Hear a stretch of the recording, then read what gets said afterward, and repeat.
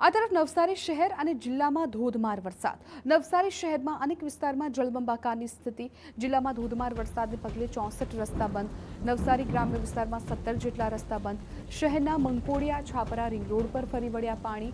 વજપોલની green park royal garden સોસાયટીમાં ભરાયા પાણી। જળબંબાકારની સ્થિતિને પગલે 200થી વધુ ઘર પ્રભાવિત। નવસારીથી છાપરા જતા રોડ પર પણ પાણી ફરી વળ્યા। વિજલપોરની ગ્રીન પાર્ક તેમજ રોયલ ગાર્ડન સોસાયટીમાં હાલ પાણીની છે સ્થિતિ।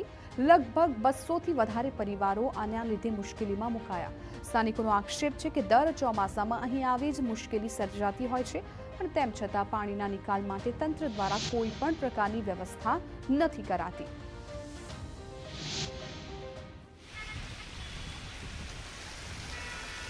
હું અત્યારે લગભગ 2006માં આવ્યો ત્યારની જોઉં છું પરિસ્થિતિ એવી જ છે આજ કે જ્યાં પાણી ભરાય જાય બધા રસ્તા બંધ થઈ જાય।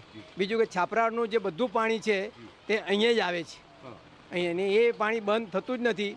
એને કારણે બીજું કે એ લોકો જે આપણે ગટર પાણીની જે પાઇપલાઇન લાગી દુધા તળાવ માટે તે બી એ લોકો તોડી ફોડીને અંદર આ વરસાદનું પાણી લઈને આ બધું પાણી અમારા રસ્તા પર જ ભેગું થાય છે।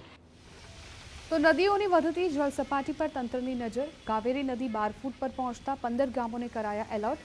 શહેરના વિવિધ વોર્ડમાં પાલિકાની 13 ટીમ તૈનાત। વોટર લોગિંગ સમસ્યાને પહોંચી વળવા તંત્રની કામગીરી। સતર્કતાના ભાગરૂપે આશ્રય સ્થાનો પણ કરાયા સજ્જ। હાલ નવસારીમાં અંબિકા અને પૂર્ણા નદીની સ્થિતિ તો સામાન્ય છે, પરંતુ કાવેરી નદી 12 ફૂટ પર પહોંચતા તંત્ર એલર્ટ મોડ પર આવી ગયું છે। જોકે તંત્રનો દાવો છે કે તેણે જે પ્રકારે વ્યવસ્થા કરી છે તેને લીધે ગત વખત કરતાં ઓછા પાણી ભરાયા છે।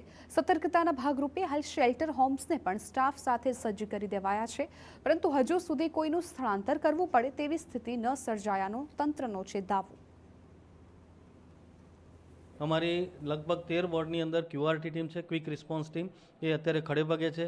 અમે આ શેલ્ટર હોમ્સ જે છે એ રેડી રાખેલા છે, એની અંદર જે છે અમારો સ્ટાફ રેડી છે, પણ હજી સુધી આપણે કોઈને આશ્રય સ્થાનની અંદર લઈ જવાની પરિસ્થિતિ ઉત્પન્ન થયેલી નથી। એટલે આમ અત્યારે સુધીમાં પરિસ્થિતિ કંટ્રોલ હેઠળ છે। હજુ વરસાદ ચાલુ છે અને તંત્ર જે છે એ કંટ્રોલ રૂમથી CCTV સર્વેલન્સથી અમે જે છે તમામ સ્થિતિ ઉપર અમારી નજર છે।